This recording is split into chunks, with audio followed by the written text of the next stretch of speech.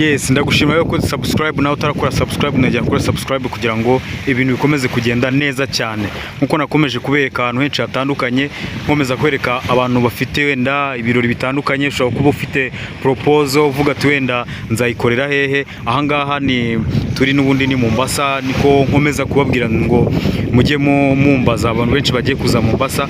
Hano hari ibikoresho byinshi bitandukanye umuntu akoresha agiye kugira ute, agiye kuba yakoresha mu mazi ibintu nk'ibyo ngibyo. Iyi ni ya hoteli yitwa English Point, nakomeje kubereka, ngiye kuyica munsi mbereke ahandi hantu umuntu ntegeze mbereka ibintu byiza byaho kabisa. Ubona izi ni za moto zikoreshwa aha ngaha kabisa, ubona ko hano tuba tuzifite ku bwinshi.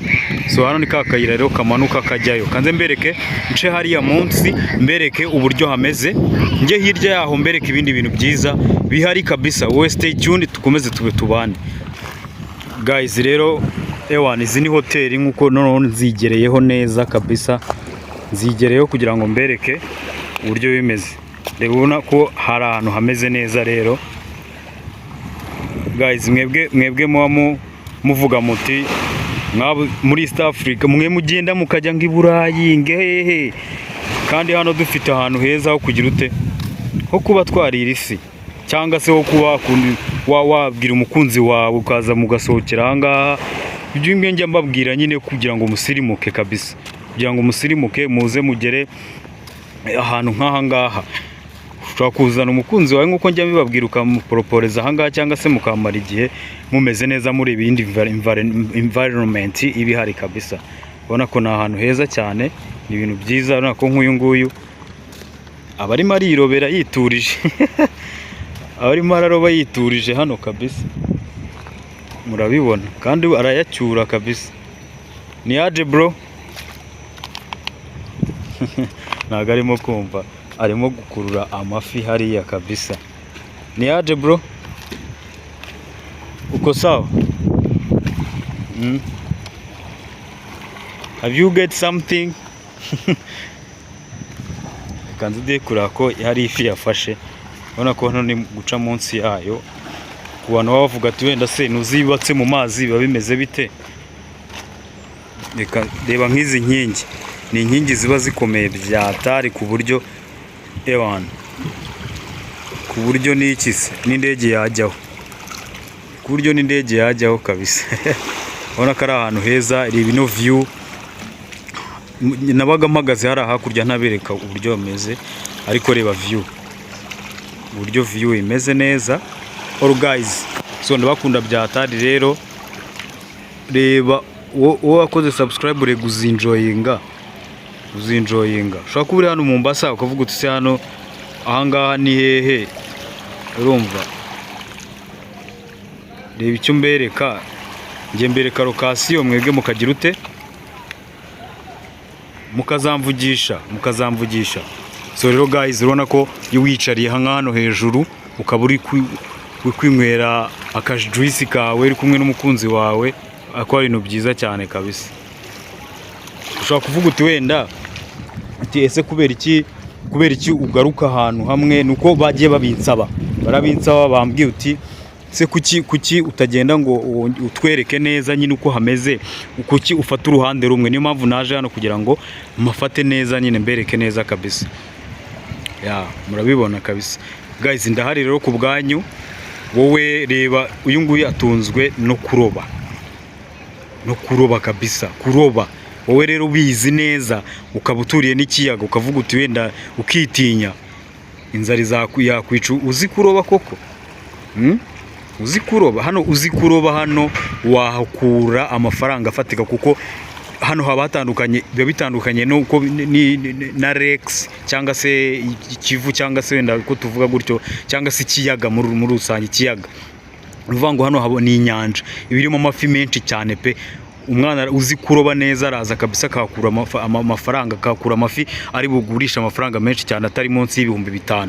Nagiye mbereka uburyo nyine ushobora kuba uvuga uti uri hano muri Kenya ibintu ubona ko bitameze neza, ariko mfite ubundi bumenyi. Nshobora kuba nzi kuroba, nshobora kuba nzi ibijyanye no n'amato, kuroba ibintu byo kurobesha za mitego, ugasanga hano uhakuye amafaranga nkuko kandi wari wihebye birangiye kabisa uzi ko birangiye. So rero guys, wowe nta mwuga udakiza, nta mwuga utagaburira.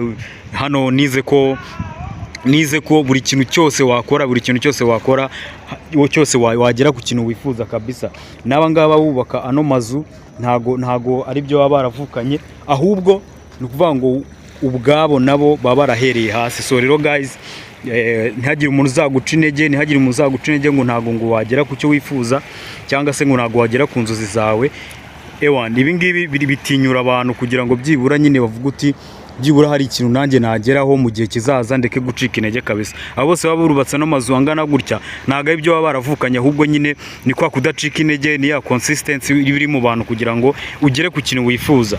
Ni ukuvuga ngo rero guys, icyo mbereyeho hano ni ukugira ngo nkomeze nge byibura tujye tunaganira, mbashimishe, mbabwire uti byibura wakora iki, wahindura iki ngiki kugira ngo ibintu bigende neza cyane. So rero guys, mujye mukomeza mwandike muri comment, mumbwire ngo turifuza ko tugerera aha ngaha. Ese uyu mwuga ko nzi gukora uyu mwuga byagenda gute kugira ngo develope, byagenda gute kugira ngo ngire nyine opportunity nyine nabona aho ngo kubijyanye n'umwuga wanjye. So rero guys, ndi hano ku bwanyu. Ushaka kuba wenda uvuga uti wenda uri hano mu Mombasa cyangwa muri Kenya, ushaka kuba twaganira, uvuga uti wenda hari ibintu ushaka kuba nageza ku banyarwanda cyangwa se ibyo nahuriye nawe. Ushobora kuvuga uti wenda narakize cyangwa se nahereye kuri zeru ncuruza ubunyobwa, ncuruza iki, ariko ugasanga icyo kiragukijije. Ni byiza ko ushobora kuza ukinspiringa abantu, ukababwira bati, ukavuga uti wenda reka ngire icyo ngiraho inama abajene, mvuge nti wenda natangiye gutya, n'ubikora hano ajye yirinda iki, ajya akora iki ntagikore. Ni ibintu byiza cyane nyine, tukajya ntituzajye tuvuga tuti wenda turi mu bino bihugu ngo twaje ngo nyine twaje gukora, ariko byibura tujye tunanyuzamo tugire icyo twigisha abana. Hari umuntu wenda uba uri hari hakurya i Burayi avuga ati wenda aha niho hari ubuzima gusa, ariko hari umwana w'umujene ushobora kuguha ubuhamya gutya. Nibyo ngiye nshaka kugira ngo muri no minsi nzajye ngerageza kugira uko mbaganiriza, kugira ngo nabo bajye bagira umusanzu nyine batanga kuri bagenzi babo baba bari mu Rwanda cyangwa se baba bari no muri Afurika muri rusange. Hari igihe muvuga ati wenda i Burayi niho haba amafaranga cyangwa niho haba amafaranga gusa, ariko duke twawe twiza tumeze neza twabonye mu mucyo, cyangwa se suko wenda mvuga ati n'ahandi bayabona mu buryo nyine wenda nuko wumva ko imirimo n'ubundi bajya gukora hanze n'ubundi ariyo bundi bakora muri Afurika hano. Ugasanga rero n'ubundi hano ushobora kuyikora ukaba wagera ku cyo wifuza nyine ukaba wagera ku cyo wifuza. So rero guys, aha niho nababwiye, ushaka kuba ufite weddings, proposal, ibintu byose bitandukanye, ushaka kuvuga uti wenda nakoreye birthday ahantu henshi hatandukanye, ariko ubu ngubu ndifuza guhindura, ndifuza kuza ahantu nk'aha. So rero guys, ubwo nyine mbatayemo ndababwiye ati ndi hari ku bwanyu, nubwo ubona ikirere kitangiye guhinduka, ariko ndabakunda byatari. Maximum respect. Ciao ciao.